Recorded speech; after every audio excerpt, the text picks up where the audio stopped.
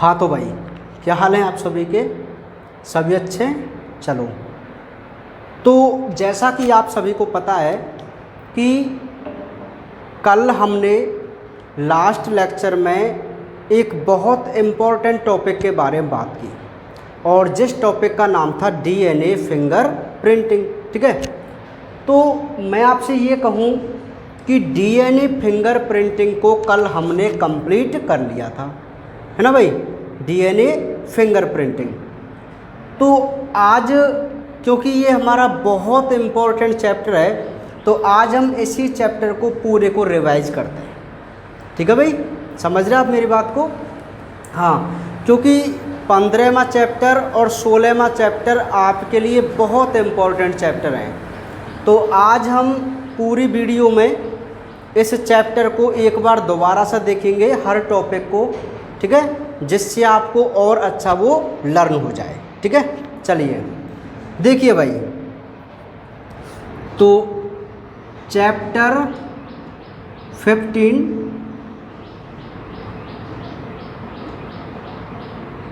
आनुवांशिकी अभियांत्रिकी। ठीक है भाई, आनुवांशिकी अभियांत्रिकी। तो सबसे पहले मैं आपको बता दूं कि हमें क्या करना है, कि सबसे पहला जो टॉपिक है वो है जीन अभियांत्रिकी के चरण। ठीक है, ये सबसे पहला क्वेश्चन है कि भाई आखिर जो जेनेटिक इंजीनियरिंग होती है, हम दोबारा से पूरे चैप्टर को देख रहे हैं। ठीक है, तो जो जेनेटिक इंजीनियरिंग होती है, इसके क्या स्टेप होते हैं, सबसे पहले हमें इसके चरण पता होना चाहिए। तो स्टेप मैं आपको बता दूं, सबसे पहला जो स्टेप होता है वो है वांछित जीन की पहचान व उसका पृथक्करण। ठीक है, दूसरा जो स्टेप है वो होता है क्लोनिंग वाहक का चयन। क्या होता है? क्लोनिंग वाहक का चयन। तीसरा होता है वांछित जीन का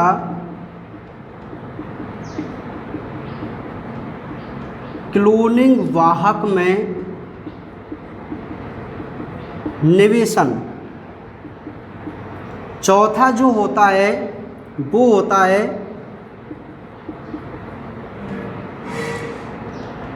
अच्छा, निवेशन हुआ है ना, हाँ, पुनर्योगज डीएनए का परपोषी कोशिका में गुणन। पांचवा होगा क्लोन की गई जीन की पहचान व उसका अन्य जीव में स्थानांतरण। और लास्ट जो होता है वो होता है जीन की अभिव्यक्ति। ठीक है, तो मैं आपको बता दूं कि सबसे पहले तो आपको ये 6 स्टेप याद होने चाहिए। ठीक है भाई, अच्छा, ये 6 स्टेप आप सभी को याद हो जाएंगे, कोई दिक्कत वाली बात नहीं है। कि भाई सबसे पहले हम क्या करेंगे कि अपना जो डिजायर्ड जीएनए जो अपना डिजायर्ड जीन होता है उसको हम आइडेंटिफाई करेंगे कि भाई ये हमारे काम का जीन है। ठीक है, और फिर इसको क्या करेंगे, आइसोलेट करेंगे, पृथक करेंगे। ठीक है, तो पहला काम करने के बाद हम उसको क्या करेंगे, अब एक हम क्लोनिंग वाहक का सिलेक्शन करेंगे। आपको पता है ना कि आपका जो डिजायर्ड जीएनए है या जीन ऑफ इंटरेस्ट है उसकी आप बहुत ज़्यादा फ़ोटोकॉपी चाहिए आपको, तो आपको क्या करना पड़ेगा, फिर एक क्लोनिंग वेक्टर का सिलेक्शन करना पड़ेगा। ठीक है, अब जैसे ही आप एक क्लोनिंग वाहक का चयन कर लेते हैं तो आप क्या करेंगे कि अपने डिजायर्ड जीन को उस क्लोनिंग वाहक में क्या कराएंगे, इंटर कराएंगे। ठीक है, निवेशन कराएंगे। इसके बाद क्या होगा कि यहाँ जब हम वांछित जीन को क्लोनिंग वाहक में जोड़ते हैं तो होता क्या है कि वहाँ पुनर्योगज डीएनए बन जाता है, यानी कि रिकॉम्बिनेंट डीएनए। क्लियर? तो उस रिकॉम्बिनेंट डीएनए को हम परपोषी कोशिका में क्या कराएंगे, प्रवेश कराएंगे, जिससे उसकी क्या बनेंगी, कॉपीज बनेंगी। ठीक है, मतलब मल्टीप्लिकेशन होगा। नेक्स्ट क्या होगा कि इस जीव के अंदर, मतलब परपोषी कोशिका के अंदर जिसमें हमने अपने रिकॉम्बिनेंट डीएनए को प्रवेश कराया था, तो वो हमारे इसकी कॉपी बनाएगा, डिजायर्ड जीन की बनाएगा। तो हम क्या करेंगे, उस क्लोन की गई जीन को हम पहचानेंगे और उसे अन्य जीवों में क्या करेंगे, ट्रांसफ़र करेंगे। ठीक है, तो ट्रांसफ़र करने के बाद हमारे लास्ट में क्या आएगा कि हमारा जो डिजायर्ड जीन है वो क्या लक्षण शो करता है, उसके हम लक्षण या जो भी वो प्रोडक्ट बनाता है उस प्रोडक्ट को हम देखेंगे। ठीक है, तो ये होता है भाई पूरी बायोटेक्नोलॉजी। समझ में आ गई बात, नहीं आई है ना? तो ये 6 स्टेप हमें सबसे पहले याद रह जाएंगे। अब हमें करना क्या है, प्रत्येक का क्रम से अध्ययन करना है। ठीक है, तो मैं आपको बता दूं कि हम रिवाइज में जो मोस्ट हैं, जिनके ज़्यादा चांस हैं एग्ज़ाम में आने के, उन्हीं के बारे में हम यहाँ पे बात करके चलेंगे। ठीक है, तो सबसे पहला है वांछित जीन की पहचान व पृथक्करण। तो देखो क्या है भाई, मैं आपको बता दूं, हम थ्योरी अब यहाँ पे लिखेंगे नहीं, डायरेक्ट मैं बता दूं कि जब आप किसी वांछित जीन को सेलेक्ट कर लेते हैं कि भाई आइडेंटिफाई आपने कर लिया कि भाई ये हमारे काम का जीन है, तो आप क्या करते हैं, एक रेस्ट्रिक्शन एंजाइम से, एक प्रतिबंध एंजाइम से आप उसको काट कर अलग करते हैं कोशिका से। और वैसे मैंने आपको बता दिया है कि आप डीएनए को आइसोलेट कैसे करेंगे, सभी को बता दिया है ना कैसे करते हैं हम डीएनए को आइसोलेट। मैं आपको एक बार फिर रिवाइज करा दूं। देखो, यदि कवक की कोशिका से आप डीएनए को आइसोलेट कर रहे हैं तो आपको पैक्टिनेज हाँ पैक्टिनेज एंजाइम काम में लेना पड़ेगा। ठीक है, वो सॉरी काइटिनेज, कौन सा, काइटिनेज, क्योंकि काइटिन की बनी होती है ना, तो काइटिन एंजाइम, वो सॉरी यार क्या हो रहा है आज, काइटिनेज एंजाइम, कौन सा एंजाइम, काइटिनेज है ना, एक मैं लिख देता हूँ। देखो, यदि जीवाणु की कोशिका से आप डीएनए आइसोलेट कर रहे हैं तो आपको एंजाइम काम में लेना पड़ेगा लाइसोजाइम। ठीक है, समझ में आ गई बात। प्लांट की कोशिका से आप निकाल रहे हैं तो आपको लेना पड़ेगा हेमी सेलुलेज। ठीक है, और कवक का यदि मैं बात करूं तो कौन सा, काइटिनेज एंजाइम। समझ में आ गई बात। और यदि किसी जंतु की सेल है तो उस पर आप किसी भी प्रकार का कोई एंजाइम स्टार्टिंग में नहीं डालेंगे। क्यों?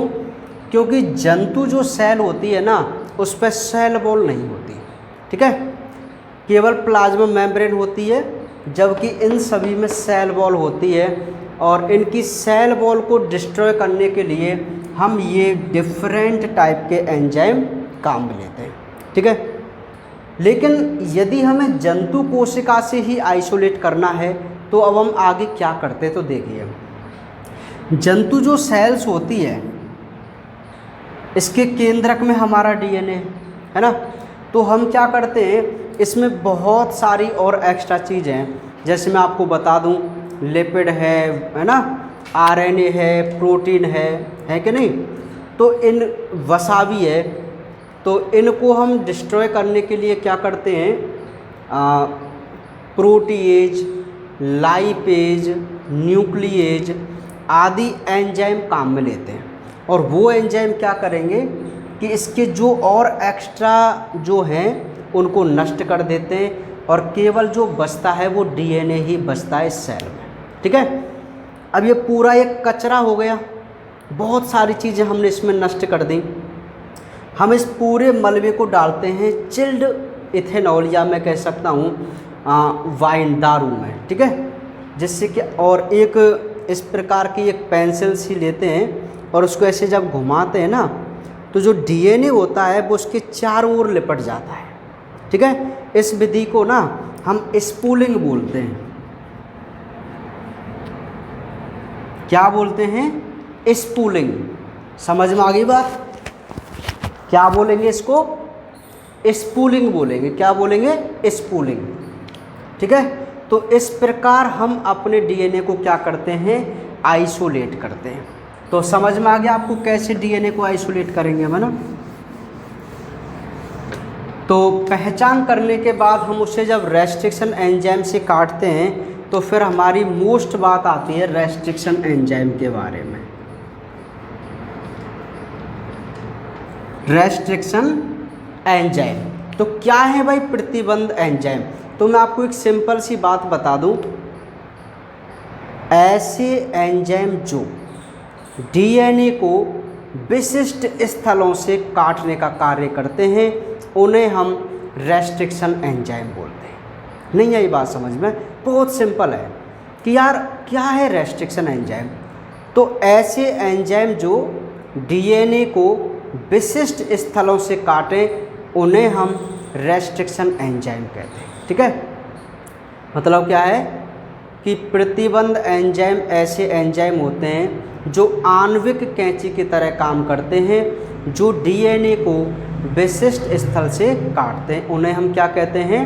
प्रतिबंध एंजाइम कहते हैं। क्या कहते हैं उनको? प्रतिबंध एंजाइम कहते हैं। ठीक है, समझ में आ गई बात प्रतिबंध एंजाइम की। पूछ लिया जाएगा आपसे 1 नंबर में कि रेस्ट्रिक्शन एंजाइम क्या है, और यदि 2 नंबर का क्वेश्चन आ जाए तो पूरी बात आपको लिखनी है रेस्ट्रिक्शन एंजाइम के बारे में। यदि 1 नंबर का क्वेश्चन आए तो आपको इतना ही लिखना है कि ऐसे एंजाइम जो आणविक कैंची की तरह काम करते हैं तथा डीएनए को विशिष्ट स्थलों से काटते हैं उन्हें हम रेस्ट्रिक्शन एंजाइम कहते हैं। 1 नंबर का आए तो। यदि 2 नंबर का पूछे तो आपको ये परिभाषा तो लिखनी है। इसके बाद आप नेक्स्ट पॉइंट क्या लिखेंगे? इसके बाद आप बोलेंगे कि जो रेस्ट्रिक्शन एंजाइम होते हैं उन्हें हम ई कोलाई, बैसिलस, थर्मस एक्यूटिकस आदि जीवाणुओं से प्राप्त करते हैं। ठीक है, तो वहाँ भी आप लिख देंगे, कोई दिक्कत नहीं है, प्राप्त करते हैं। नेक्स्ट आप करेंगे कि रेस्ट्रिक्शन एंजाइम 3 कैटेगरी के होते हैं, फर्स्ट, सेकंड और थर्ड, और 2 आप इसके एग्जाम्पल लिख दो जो कि बहुत इंपॉर्टेंट एग्जाम्पल मैंने आपको बता रखे हैं। इको आर फर्स्ट और हिंड सेकंड, ये 2 रेस्ट्रिक्शन एंजाइम के मोस्ट एग्जाम्पल हैं। इको आर फर्स्ट और हिंड सेकंड। हिंड सेकंड एक ऐसा रेस्ट्रिक्शन एंजाइम है जिसको सबसे पहले खोजा गया था। ठीक है, तो आप मुझे बताइए, क्या आपको रेस्ट्रिक्शन एंजाइम के बारे में बातें पता चल गई कि क्या है रेस्ट्रिक्शन एंजाइम? कोई दिक्कत वाली बात नहीं ना रेस्ट्रिक्शन एंजाइम में, है ना। सिंपल है। प्रतिबंध एंजाइम बिल्कुल आपको लर्न हो गया आराम से, है कि आणविक कैंची की तरह काम करते हैं जो डीएनए को विशिष्ट स्थलों से काटते हैं। थर्मस एक्यूटिकस, ई कोलाई आदि जीवाणु से प्राकृतिक रूप से प्राप्त किए जाते हैं। 3 कैटेगरी के होते हैं, फर्स्ट, सेकंड और थर्ड, और ये इसके मोस्ट एग्जाम्पल। बस इतना करना है। नामकरण है, आप सिंपली इसको समझ गए होंगे, यहाँ समझाने की कोई खास ज़्यादा आवश्यकता नहीं है। ठीक है, तो ये हमारा हुआ फर्स्ट स्टेप, कोई दिक्कत नहीं है ना। फर्स्ट स्टेप में आपको मोस्टली रेस्ट्रिक्शन एंजाइम पर ज़्यादा ध्यान देना है। दूसरा जो है वो बहुत इम्पोर्टेंट है, और ये है क्लोनिंग वाहक का चयन। तो सबसे पहली बात,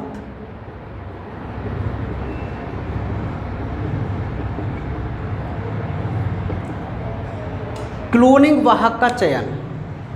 इस क्लोनिंग वाहक के चयन में सबसे पहली बात ये आती है कि आखिर भाई हमारे वाहक की क्या विशेषता होनी चाहिए। ठीक है, किसकी विशेषता? वाहक की विशेषता। सबसे पहला क्वेश्चन है ना, वाहक की विशेषता। क्योंकि भाई आपने वांछित जीन को आइडेंटिफाई करके उसको आइसोलेट कर लिया, तो यदि आप उससे उसके क्लोन बनवाने हैं तो आपको एक क्लोनिंग वेक्टर सेलेक्ट करना पड़ेगा। तो जब हम क्लोनिंग वेक्टर का सिलेक्शन करते हैं तो हम सबसे पहले वेक्टर की कुछ प्रॉपर्टीज़ देखना पसंद करते हैं, है ना, कि भाई क्या क्या प्रॉपर्टीज़ हमारे वेक्टर के अंदर होनी चाहिए। तो मैं आपको बता दूं क्या क्या प्रॉपर्टीज़ होनी चाहिए। एक तो यह है आसानी से अपनी स्वतंत्र प्रतिकृति बना सके। इसमें प्रतिकृति स्थल होना चाहिए। इसमें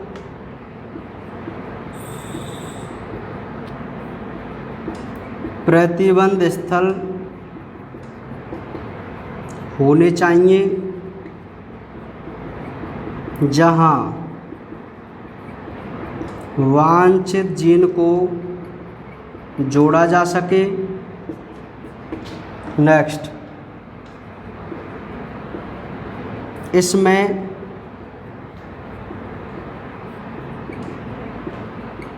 चिन्हित स्थल होने चाहिए। ठीक है, और यह है प्रतिकृति करने में सक्षम हो। तो मतलब ऐसे कुछ चार पांच आप अपने वाहक की विशेषता लिख सकते हैं, कोई दिक्कत वाली बात नहीं है। ठीक है, ये भी लिख दो और मैंने आपको पहले बताइए वो भी लिख दो, कोई दिक्कत वाली बात नहीं है कहीं भी, है ना, कि भाई हमारा वाहक ऐसा होना चाहिए, हमारा वाहक ऐसा होना चाहिए कि वो एक तो अपनी आसानी से स्वतंत्र प्रतिकृति बना सके। ठीक है, आसानी से किसी भी जीवाणु उसमें प्रवेश कर सके। ठीक है, आसानी से उसे बाहर निकाल लें, मतलब पृथक कर सके। भाई मैं थोड़े थोड़े पॉइंट आपको लिखा रहा हूँ, है ना, कि आसानी से अंदर प्रवेश कर जाए, उसको बाहर भी निकाल दें, ऐसा हमारा वाहक होना चाहिए। नहीं आई बात समझ में ना। मैंने एक पॉइंट और वहाँ आपको लिखाया था कि किसी परपोषी कोशिका में आसानी से प्रवेश कर सके, आसानी से अलग भी हो सके। ये भी प्रॉपर्टीज़ हमारे वेक्टर में होनी चाहिए। उसके अलावा ये आसानी से अपनी स्वतंत्र प्रतिकृति कर सके किसी भी परपोषी कोशिका के अंदर, और इसमें प्रतिकृति स्थल होना चाहिए। जैसे मैंने PVR 322 में ORI नाम का क्षेत्र बताया था ना, मतलब यदि आपके क्लोनिंग वेक्टर में कोई रेप्लिकेशन स्थान ही नहीं होगा तो वो रेप्लिकेशन नहीं कर पाएगा। ठीक है, तो सभी में प्रतिकृति का एक स्थल होना चाहिए। इसमें प्रतिबंध स्थल होने चाहिए, रेस्ट्रिक्शन एंजाइम साइट होनी चाहिए। क्यों? जहाँ पे हमारा रेस्ट्रिक्शन एंजाइम काम करे, और काम करने से क्या है कि हम वहाँ पे अपने वांछित जीन को जोड़ सकें। ठीक है, और नेक्स्ट इसमें बहुत इम्पोर्टेंट अपने मार्कर साइट होनी चाहिए, चिन्हित स्थल जिनको बोला जाता है। ठीक है, क्यों चिन्हित स्थल क्यों जरूरी है? ताकि रूपांतरित कोशिकाओं की पहचान हो सके कि यह हमारी बदली हुई कोशिका है। और ये प्रतिकृति करने में सक्षम होना चाहिए। तो कुछ 4-5 विशेषताएं आप अपने वाहक की याद रखो, ठीक है। ये आपको याद हो जाएंगी आराम से, कोई दिक्कत नहीं है। नेक्स्ट हमें पता होना चाहिए कि वर्तमान समय में हमारे कौन कौन से वाहक हैं। तो यदि हम एक परपोषी कोशिका लें, ई कोलाई को यदि हम एक परपोषी कोशिका माने तो उसमें हम 3 प्रकार के वाहक काम में ले सकते हैं। और वो कौन कौन से वाहक हैं भाई? सबसे पहला है प्लाज्मिड, दूसरा है बैक्टीरियोफेज और तीसरा है कॉस्मेट, है ना। ये 3 वाहक हम काम में लेते थे ना। नहीं आई आपको बात समझ में? आपको एक परपोषी कोशिका दे दी गई और वो है ई कोलाई जीवाणु। तो ई कोलाई जीवाणु यदि हम उसको होस्ट सेल माने तो हम उसमें उसके लिए 3 प्रकार के वाहक काम में ले सकते हैं। एक तो है प्लाज्मिड, एक है बैक्टीरियोफेज और एक है कॉस्मेट, ठीक है। तो सबसे पहले हम बात करें यदि प्लाज्मिड की, जो कि हमारे लिए बहुत इम्पोर्टेंट है। तो प्लाज्मिड में सबसे पहले तो आप इसकी देखो विशेषता कि भाई जो प्लाज्मिड वाहक है उसकी क्या विशेषता है। तो मैं आपको बता दूं, पहला यह है गुणसूत्र के, थोड़ा डिस्टर्ब हो गया क्या बोर्ड है, ठीक है। तो पहली विशेषता जैसे मैं आपको बता दूं कि यह गुणसूत्र के अतिरिक्त होता है ना। यह कुंडलित सर्पिलाकार है। इससे जीवाणु की वृद्धि पर कोई प्रभाव नहीं पड़ता। या मैं इसको ऐसे भी लिख सकता हूँ ना, जैसे मैंने आपको पहले बताया था कि उसके लिए आवश्यक नहीं है, उसकी जीवन की वृद्धि के लिए है ना, आप जानते, कोई दिक्कत नहीं है।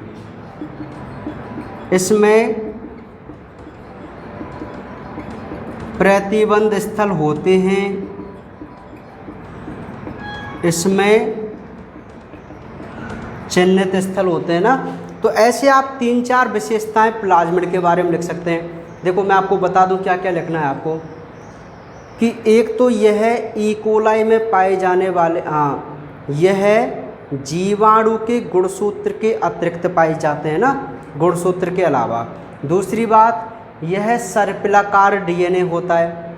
तीसरी विशेषता कि इससे जीवाणु की वृद्धि पर कोई इफेक्ट नहीं पड़ता, मतलब आवश्यक नहीं है। यह जीवाणु की वृद्धि के लिए, जीवन के जो आवश्यक कार्य हैं उसके लिए आवश्यक नहीं है प्लाज्मिड।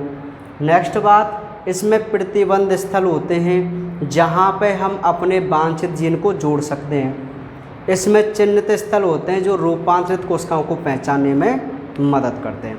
तो ये हमारी विशेषताएं हो जाएंगी। उसके अलावा हमें देखना है कि हमारे काम का कौन सा वो है, तो वो है PVR 322। कौन सा है? PVR 322। तो PVR 322 का आप एक नामांकित चित्र बना के देख लेना, वो बहुत इम्पोर्टेंट है। उसके बाद यहाँ पे क्या है कि इको आरफस्ट एंजाइम की सहायता, अच्छा 2 चिन्हित स्थल आप जरूर याद रखो इसके, एक है टेट्रासाइक्लिन प्रतिरोधी और एक है एम्पिसिलिन प्रतिरोधी, है ना, ये आप सभी जानते हैं। फिर एक PVR 322 का आप नामांकित चित्र बना के देखना, वो भी बहुत इम्पोर्टेंट है। और फिर नेक्स्ट आता है कि इको आरफस्ट एंजाइम की सहायता से, इको आरफस्ट एंजाइम की सहायता से आप पुनर्युगज डीएनए के निर्माण के आरेख को समझाइए। तो मैंने वहाँ पर जैसे आपको बताया कि आप सबसे पहले क्या करेंगे, ये आपका वाहक डीएनए, ये आपका वांछित डीएनए, वांछित जीन है ना, जो भी है, इको आरफस्ट एंजाइम से जब आप इसको काटेंगे दोनों को, तो इसमें ये समान ऐसे बना देना आप ATTT ऐसे करके, और फिर इसको लाइगेज एंजाइम की सहायता से ये दोबारा जुड़ जाएगा। बस सिंपल है, कोई दिक्कत नहीं है। ठीक है, हाँ। तो इसे हम EcoR फर्स्ट एंजाइम की सहायता से हमने एक रिकॉम्बिनेंट DNA का निर्माण का ये आरेख था, जो कि बोर्ड एग्जाम में पूछा जा चुका है, मतलब इम्पोर्टेंट है। ठीक है, महत्वपूर्ण है। तो ये हुआ प्लाज्मिड। तो प्लाज्मिड में आपको ये सारी चीज़ें देखनी है। उसके बाद बैक्टीरियोफेज है, जीवाणुभोजी। दोनों बार यहाँ से क्वेश्चन आए हैं। पिछली बार तो इसकी डेफिनेशन पूछी गई थी कि जीवाणुभोजी क्या है, तो आप सभी जानते हैं ऐसे वायरस जो जीवाणुओं को नष्ट करने के काम आते हैं उन्हें हम बैक्टीरियोफेज बोलते हैं। इसके दो एग्जाम्पल हैं, एक तो है लैम्ब्डाफाज और एक है M13। ठीक है, तो दो क्वेश्चन यहाँ से आते हैं। और वो क्या क्वेश्चन आते हैं? पहला क्वेश्चन तो यही आता है कि जीवाणुभोजी प्लाज्मिड की तुलना में एक बेहतर वाहक है, कैसे? दो क्वेश्चन है, आप याद रखना। जीवाणुभोजी प्लाज्मिड की तुलना में एक बेहतर वाहक है, क्यों? उसके दो रीजन हैं यहाँ पे। पहला, एक तो इसमें हम बड़े DNA खंड की क्लोनिंग कर सकते हैं। किसमें? प्लाज्मिड में, सॉरी बैक्टीरियोफेज में। कितनी? 24 किलोबेस की। दूसरी बात, इसमें एक प्लाक क्षेत्र उत्पन्न होता है जिससे इनका परीक्षण करने में आसानी रहती है। तो दो विशेषताओं की वजह से जीवाणुभोजी प्लाज्मिड की तुलना में बेहतर वाहक होता है। ठीक है, नेक्स्ट दूसरा क्वेश्चन क्या बनता है कि जो लैम्ब्डाफाज है वो M13 से ज़्यादा काम में लिया जाता है, वो क्यों? तो उसके 2-3 पॉइंट, जैसे कि जो लैम्ब्डाफाज है, एक तो ई कोलाई के जीवाणु भोजी हैं, ई कोलाई के, है ना। दूसरी बात, इनका DNA रेखीय कुंडलित होता है। और नेक्स्ट बात कि इनमें इनके अनावश्यक DNA को हम हटा सकते हैं, जिससे इनका खुद का आकार छोटा रह जाता है और हम बड़े DNA खंड को इनसे आराम से जोड़ सकते हैं। समझ में आ गई बात? तो ये दो क्वेश्चन आप कर लेंगे, कोई दिक्कत नहीं है। फिर आती है बात तीसरे वाहक की, जिसको बोलते हैं कॉस्मिड। तो कॉस्मिड में आप इतना बोलो कि कॉस्मिड प्लाज्मिड और जीवाणुभोजी का संकर रूप है। ठीक है, कि यदि हम प्लाज्मिड में जीवाणुभोजी के कॉस स्थल वाले DNA अनुक्रम को जोड़ दें तो बनने वाली संरचना कॉस्मिड कहलाती है। बस इतना आपको उसमें पढ़ना है। ठीक है, तो ये कंप्लीट हुए हमारे तीनों प्रकार के वाहक। तो ये जो दो मैंने आपको बात बताई है ना, यहाँ से क्वेश्चन आने की ज़्यादा संभावना है। समझ में आ गई बात? बहुत ज़्यादा संभावना है यहाँ से क्वेश्चन आने की है भाई। ठीक है, इसके बाद तो मैं आपको बता दूँ, जैसे तीसरा चरण है पुनर्योगज DNA, तो आप क्या करेंगे कि वांछित जीन और वाहक जीन दोनों को लेकर उसे समान रेस्ट्रिक्शन एंजाइम से समान स्थल बनाएंगे और लाइगेज एंजाइम की सहायता से उसे जोड़ देंगे, और इस प्रक्रिया को आप क्या बोलेंगे? लाइगेशन बोलेंगे। ठीक है, उसके बाद आप परपोषी कोशिका में गुणन कराएंगे तो रूपांतरण और पारक्रमण विधि से कराएंगे। क्लोन जीन की पहचान आप किससे करेंगे? एक तो रिपोर्टर जीन और एक मार्कर जीन, है ना। मैंने आपको बताया था ना, क्लोन जीन की पहचान करने के लिए हम अपने वाहक में कुछ ऐसी कोशिकाएं या ऐसे जीन जोड़ देते हैं जो अलग से अपने लक्षण प्रकट करते हैं, उन्हें हम मार्कर जीन कहते हैं। जैसे कैनामाइसिन प्रतिरोध जीन, मैंने ये बताया था आपको। लास्ट में आप अभिव्यक्ति देखेंगे, कोई दिक्कत वाली बात नहीं है। तो ये हमारा कंप्लीट हुआ बायोटेक्नोलॉजी के स्टेप। उसके बाद जो नेक्स्ट क्वेश्चन है हमारे, वो दो और हैं, मैं आपको यहाँ बता दूँ। एक है cDNA और एक है जीनोमिक लाइब्रेरी। दो क्वेश्चन और हैं। तो cDNA क्या है? cDNA जैसा कि आपको पता है कि भाई, यदि हम RNA की सिंगल स्ट्रैंड पर एक रिवर्स ट्रांसक्रिप्टेज, या मैं इसको शॉर्ट में RT बोलूँगा, RNA की सिंगल स्ट्रैंड पर यदि RT एंजाइम की सहायता से आप DNA की कॉपी बना लेते हैं तो बनने वाले DNA को आप cDNA बोलते हैं, कंप्लीमेंट्री यानी कि पूरक DNA बोलते हैं। क्लियर है ना।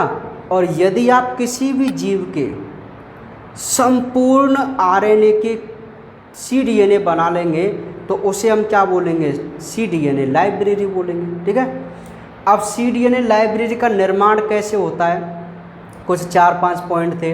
कैसे कि सबसे पहले हम क्रियाशील प्रोटीन उत्पन्न करने वाली कोशिका से mRNA लेंगे, ले लिया भाई।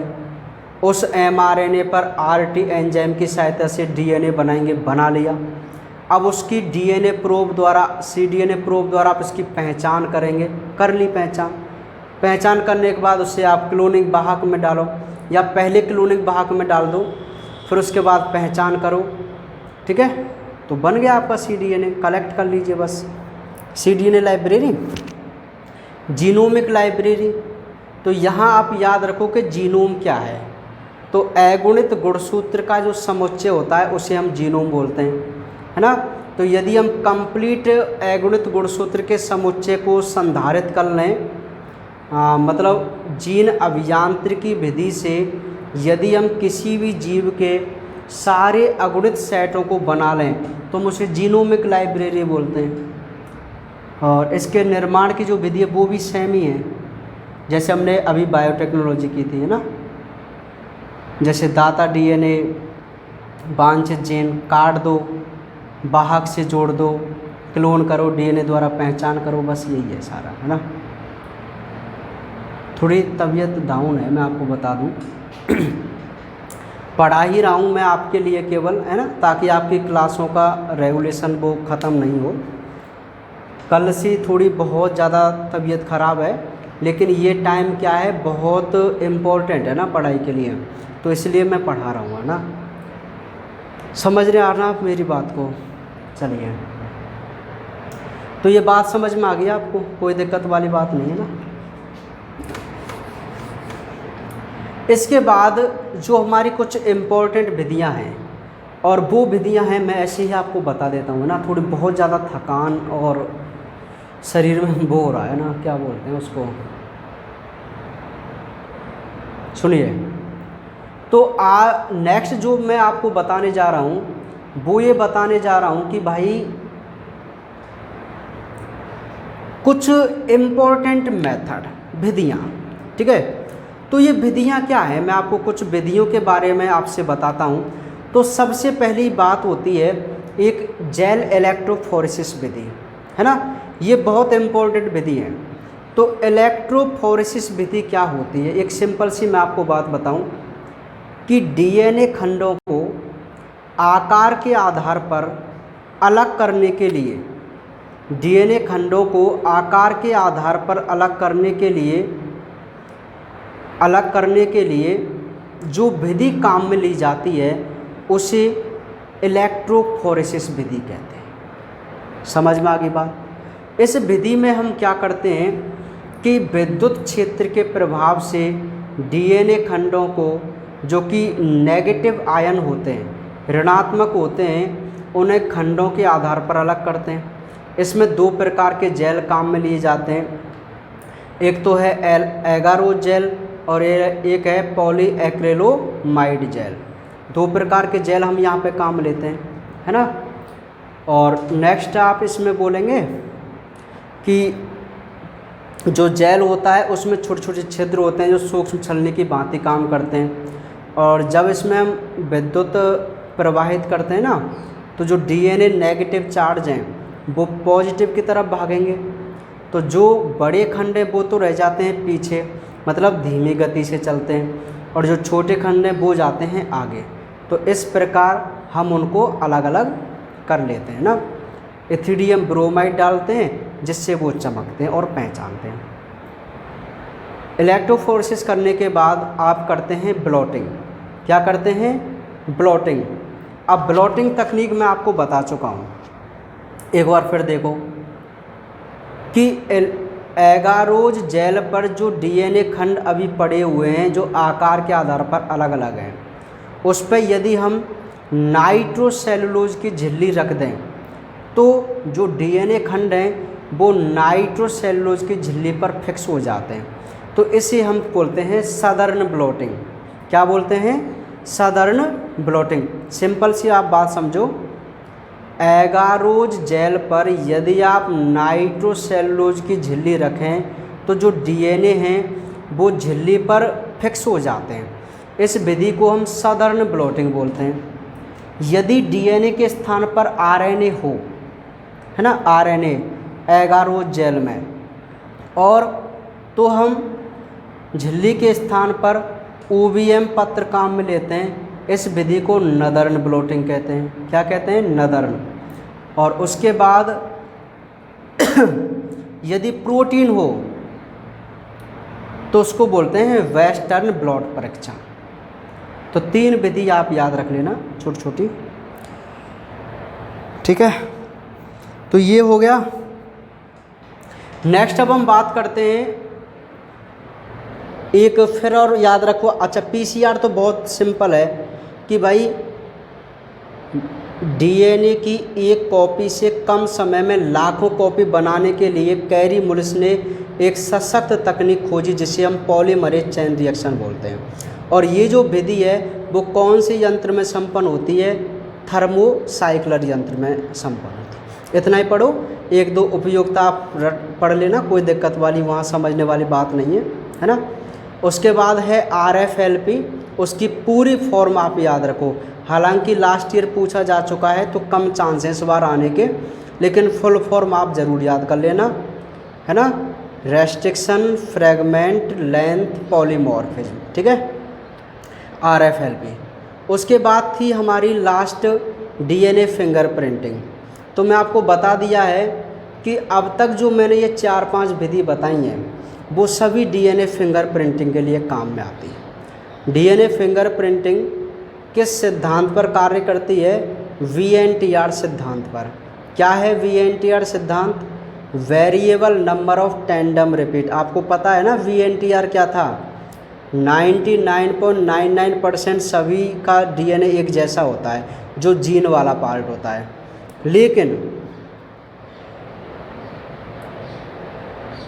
लेकिन 2 जीनों के बीच का जो स्थान है, जो गैप है, उसे हम क्या बोलते हैं? उसे सैटेलाइट DNA बोलते हैं ना। वो सभी का अलग होता है। और उस पार्ट में क्या होता है सैटेलाइट DNA में, कि सभी व्यक्ति के नाइट्रोजन क्षार का जो क्रम है वो रिपीट होता है, जो कभी किसी का समान नहीं होता। जैसे किसी का 2 बार, किसी का 3, किसी का 10, किसी का 11, ऐसे ना, समझ रहे ना। तो उसी के आधार पर हम अपनी DNA फिंगरप्रिंटिंग को कंप्लीट करते हैं ना। अब मैंने पूरी प्रोसेस आपको बताई थी। कैसे? कि मान लीजिए क्राइम स्थल से आपने कोई DNA लिया, तो आप सबसे पहले उस कोशिका से आप DNA को आइसोलेट करेंगे। अब कैसे आइसोलेट करना है मैंने आपको बता दिया। फिर आप RT एंजाइम से उसको काटेंगे। काटने के बाद बहुत सारे उसके टुकड़े हो जाएंगे, तो आप उन टुकड़ों को कहाँ डालेंगे? जेल विधि में। जेल विधि से आप ब्लॉटिंग द्वारा फिक्स कर लेंगे नाइट्रोसेलुलोज झिल्ली पर, और उस पर आप क्या करेंगे? उनको पहले सिंगल स्ट्रैंड बनाएंगे, और सिंगल स्ट्रैंड बनाने के बाद आप उनमें क्या करेंगे? आणविक प्रोब्स डालेंगे, जो कि उनके पूरक होते हैं, मैं आपको बता दिया है। तो जो आणविक प्रोब्स हैं, या मैं कहूँ रेडियोएक्टिव DNA के खंड हैं, वो अपने VNTR से जुड़ेंगे। अब जो पट्टियाँ हमें दिखाई देंगी, उन पट्टियों को हम देखेंगे। फिर क्या करेंगे? जिन पे हमें शक होता है उनके DNA के साथ भी यही क्रम दोहराते हैं। यदि उनकी पट्टियाँ मैच कर गई तो 100% वही अपराधी है, ठीक है। तो ये थी DNA फिंगरप्रिंटिंग। और इसी के साथ हमारा जो चैप्टर है, जिसके मोस्ट हैं, वो मैंने एक बार आपको हल्का सा रिवाइज कर दिया है। तो आप जानते ही हैं, थोड़ा है ना, अभी वायरल थोड़ा चेंजमेंट मौसम का है, और गांव में थोड़ा काम वाम भी चल रहा है भाई, ज़मींदार खेतों का, है ना। तो थोड़ी तबीयत ऐसी है। बाकी कल पूरी स्फूर्ति के साथ पढ़ेंगे, है ना। अभी टैबलेट से ही काम चल रहा है, आज भी मैं टैबलेट सुबह लिए ताकि थोड़ी ना एनर्जी बनी रहे, ठीक है। बाकी कल अपनी क्लास पूरी स्फूर्ति के साथ रहेगी और बिल्कुल, है ना, अच्छे तरीके से कल और अपने चैप्टर नंबर 16 को हम स्टार्ट करेंगे, ठीक है। तो कोई दिक्कत वाली बात नहीं है भाई, बाकी बातें करेंगे अब कल।